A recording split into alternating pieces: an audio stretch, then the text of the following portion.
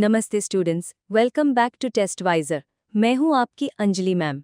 पिछले वीडियो में हमने एडगर गेस्ट के सवालों का सामना किया और सोचा कि क्या हम सच में अपना कल अर्न कर रहे हैं। और आज हम एक ऐसी कविता पढ़ने जा रहे हैं जो सवाल नहीं पूछती बल्कि एक ऐसी तस्वीर दिखाती है जिसे देखकर शायद हमारी आंखें नम हो जाएं। ये पोएम है शहरों की भीड़ में अकेलेपन की, उन अनकहे बलिदानों की जो हमारे पेरेंट्स हमारे लिए करते हैं। तो चलिए एक बहुत ही इमोशनल और दिल को छू लेने वाली पोएम को समझते हैं। 2.5 father returning home by the great Dilip Chitre. ये पोएम का पार्ट 1 है। हम इसे 2 पार्ट्स में समझेंगे ताकि आप इसके हर एहसास को अच्छे से महसूस कर पाएं। सबसे पहले दिलीप चित्रे जी के बारे में जान लेते हैं। वो एक सेलिब्रेटेड बाइलिंगुअल पोएट थे, यानी मराठी और इंग्लिश दोनों जबानों में उनका कमाल था। वो सिर्फ पोएट ही नहीं, पेंटर, फिल्म मेकर और ट्रांसलेटर भी थे। उन्होंने संत तुकाराम के अभंगास को इंग्लिश में ट्रांसलेट किया था, जिसके लिए उन्हें साहित्य अकादमी अवार्ड भी मिला।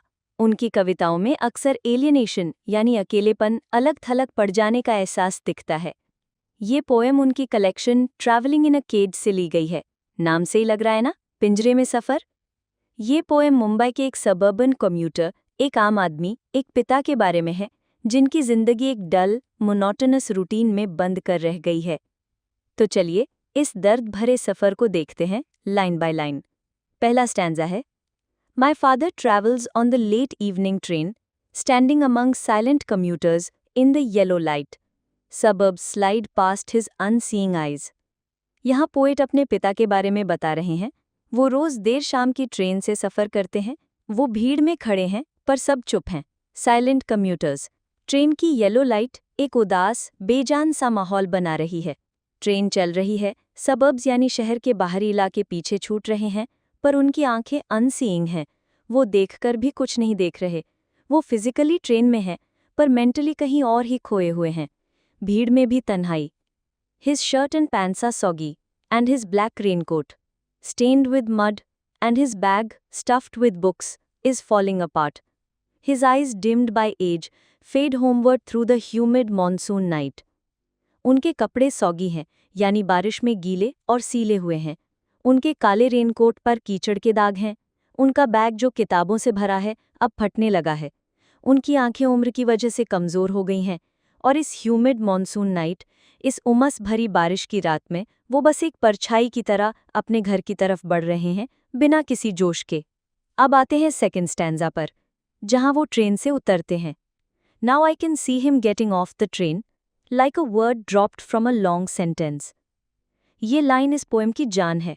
पोएट कहते हैं, मैं उन्हें ट्रेन से उतरते हुए देखता हूँ जैसे एक लंबे सेंटेंस से एक शब्द गिरा दिया गया हो। इसका मतलब समझिए, जैसे एक लंबे वाक्य से एक शब्द निकाल दो तो वो बेमतलब हो जाता है, उसकी कोई पहचान नहीं रहती। ठीक वैसे ही उनके पिता उस भीड़ में एकदम बेमतलब, इनसिग्निफिकेंट, अनजान से लगते हैं। He hurries across the length of the grey platform, crosses the railway line, enters the lane. His chappals are sticky with mud, but he hurries onward. वो तेजी से ग्रे प्लेटफॉर्म पार करते हैं। यहाँ ग्रे रंग डलनेस, बुढ़ापे और निराशा का प्रतीक है। वो रेलवे लाइन क्रॉस करके अपनी गली में आते हैं। उनकी चप्पलें कीचड़ से चिपचिपी हैं, पर वो रुकते नहीं, बस आगे बढ़ते जाते हैं। ये उनकी रोज़ की थका देने वाली रूटीन है। और अब वो घर पहुँचते हैं। पर क्या घर पहुंचकर उनका अकेलापन खत्म होता है? देखते हैं। Home again, I see him drinking weak tea, eating a stale chapati, reading a book. Home again यानी ये रोज़ होता है। घर आकर वो वीक टी यानी फीकी चाय पीते हैं और बासी रोटी खाते हैं। ये दिखाता है कि घर में भी उनका कोई खास ख्याल नहीं रखा जाता। कोई उनका गर्मा गर्म खाने के साथ इंतज़ार नहीं कर रहा। और इस अकेलेपन से बचने के लिए वो क्या करते हैं? वो एक किताब पढ़ने लगते हैं। घर में भी वो उतने ही अकेले हैं जितने ट्रेन की भीड़ में थे। और यहाँ हम इस पोएम के पार्ट 1 को रोकते हैं। हमने देखा कि कैसे एक पिता पूरे दिन मेहनत करके थक हार कर घर लौटता है, पर उसे घर में भी सुकून और अपनापन नहीं मिलता। आई नो, ये पोएम बहुत डीप और इमोशनल है। इसके सिंबलिज्म और फिगर्स ऑफ स्पीच को समझना थोड़ा मुश्किल हो सकता है, पर आपकी हर मुश्किल को आसान बनाने के लिए तो है टेस्टवाइजर। आपको बस जाना है www.testwiser.com पर। बोर्ड एग्जाम हो या Maharashtra MHT CET JEE NEET, Testwiser है आपका वन स्टॉप सॉल्यूशन। यहाँ आपको मिलेगा सब कुछ, chapter-wise test series, detailed study material with MCQs, theory, PYQs, DPPs, expert teachers के video lectures, PDF notes और भी बहुत कुछ। और हाँ, हमारे फ्री व्हाट्सएप और टेलीग्राम टॉपर स्टडी ग्रुप्स को ज्वाइन करना बिल्कुल मत भूलना। लिंक नीचे डिस्क्रिप्शन में है। यहाँ आप टॉपर्स के साथ पढ़ सकते हो और अपने डाउट्स क्लियर कर सकते हो। अब जल्दी से देखते हैं कि बोर्ड एग्जाम में इस पार्ट 1 से कैसे क्वेश्चंस आ सकते हैं। Describe the father's condition as seen in the first stanza. आपको उनके कपड़े, बैग, आंखें और उनकी थकान के बारे में लिखना होगा। Explain the line like a word dropped from a long sentence. इस सिमिली का मतलब है कि भेड़ में उनकी पहचान खो गई है, वो इनसिग्निफिकेंट लग रहे हैं। What does the stale chapati and weak tea suggest about his life at home? It suggests neglect, lack of warmth, and his isolation even within his family. तो ये था फादर रिटर्निंग होम का part 1। अब आगे क्या होता है? क्या वो अपने बच्चों से बात करते हैं? वो क्या सोचते हैं? क्या सपने देखते हैं? ये सब हम जानेंगे पार्ट 2 में।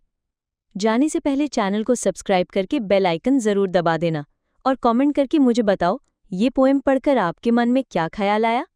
मिलते हैं नेक्स्ट वीडियो में इस कहानी के पार्ट 2 के साथ।